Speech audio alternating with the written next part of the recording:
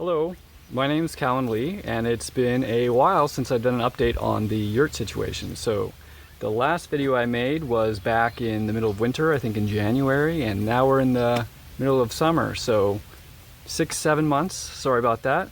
But a quick update on what's happened since then. So a few months into winter, we noticed that our health was starting to be affected in lots of little different ways, and we started to suspect that it might be actually mold. So there were places that we could see mold on the walls and stuff like that, and I also suspect that there was mold on the carpet on the ground due to moisture. So because it was affecting our health, we had to get out. I'm currently now back living on the farm that the yurt was on, though I'm not in that yurt anymore. And I'm actually living in my truck, which I really enjoy. But I also custom ordered a yurt of my own from the people over at campingyurts.com, and I just received it today. So this video is basically an unboxing and kind of a putting together and taking you through that whole process. So here we go. Here's everything that the delivery truck dropped off. So this has the entire yurt in it. Here's everything out of the box. So on the left we got the walls. Those will expand out and make up the entire perimeter of the circle. And then these long poles, they connect the top of the walls to the actual circle at the center of the roof of the yurt. And then these, I'm not actually sure what these are for, but I'm guessing that they're for the door or something like that. And then you've got all the cloth. So there's a vinyl ground sheet, and then there's cotton cloth which goes all around the wall, and then also cotton cloth for the roof, and there's also some fabric for the door. And then this is the top center of the roof. There's a big circle, and normally there's just a hole there, but I got kind of an add-on which basically it's like a glass dome which I can open and close to like vent and stuff like that.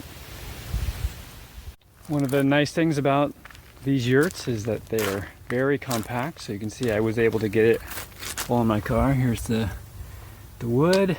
The only really big thing is this thing here, and then you've got the cloth stacked up back there. All this stuff on the left, that's not even the yurt. So plenty of space. I just had to put the front seat, passenger seat forward a little bit to be long enough for these boards, and I can take this anywhere I want. Now I've driven the yurt over to where I'm gonna put it up. There's this giant tree here, and then you got a little bit of a clearing. So the yurt's not very big, it's only 12 feet across, so it should fit just fine in this space. I just need to do a little bit of clearing, and then I'll put the ground sheet down. Okay, we got the final ground sheet down, so this protects us from getting moisture up from the ground. Also kind of sets the shape. It'll make it easier for me to put the walls up in a perfect circle. And then you can also see that kind of comes up, and it's got Velcro on the inside, so that's going to attach to the bottom of the wall sheet, so it'll keep bugs and rodents and stuff like that out. So for the walls, it's just a lattice of long pieces of wood. So it starts out like this, and then like a fan, it can just spread out like that, and you just curve it around the bottom of the ground sheet. So there's only 2 of them, and it covers the whole perimeter. So I'm going to put this other one up, and then I think we're going to put the door in next. Now we're starting to see the beginnings of the door. You can see these vertical poles come down and attach into a base here, and then the wall lattice, they screw in at 3 different places, and that's on both sides. So now I think we're running a tension band along the entire circumference. Now we've got the tension band going all around the entire thing. Attaches to the top of this pole, wraps around the top, comes around, attaches here, Now we're getting to the fun part. So next up, I'm going to be putting the roof in. So the heart of the roof is this big circular piece of wood, and it's pretty amazing that they're able to make a piece of wood that bends like that. So it basically, it sits at the top in the center, and these poles, they attach to the tops of the walls, and then they go across and meet it in the air, and they all hold it up. So once it's all up, you'd be able to hang from it because it's so well supported by all these pieces once they're in. Now we've got two of the roof poles attached up at the top and actually connected in to the roof ring. And then I'm gonna lift it up and attach that one. It should hold it up there for me to put in the rest.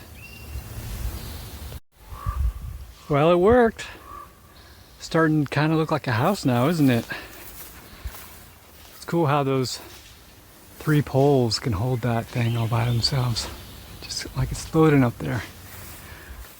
It's actually higher than I am able to reach, so I used my card, what did they call that? The club? Use that thing to like extend my arm out. And now the roof's up.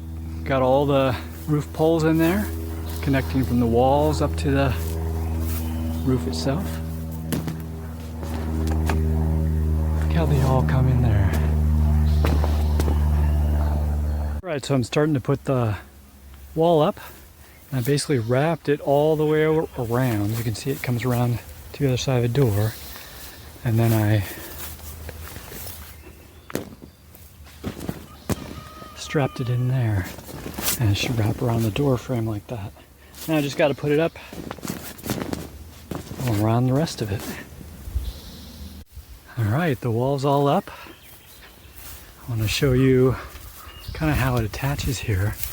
You got these little clips that tie onto, well, they don't tie, they just slide onto the tension band here. Then on the bottom you can see I've already done this part, but if we look over here. Alright, so you got the vinyl ground sheet, and it's got Velcro on it right here, and then this has Velcro on it. So this, they just attach to each other, and then I just push that under there. And that'll keep rodents and insects from getting inside. Alright, we got the roof canvas on there. Use that extra roof pole to get the reach I needed to be able to pull it over the top. You can see there's a kind of a square. That's where the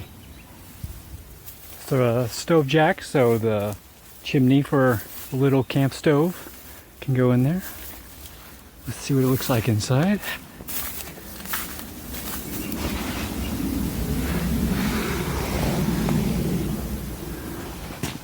Oh, look at that. Got the door on there. Almost done. All that I need to do now is put this glass dome way up there. So I'm not quite sure how I'm going to do that, but I'm sure it's going to be an adventure.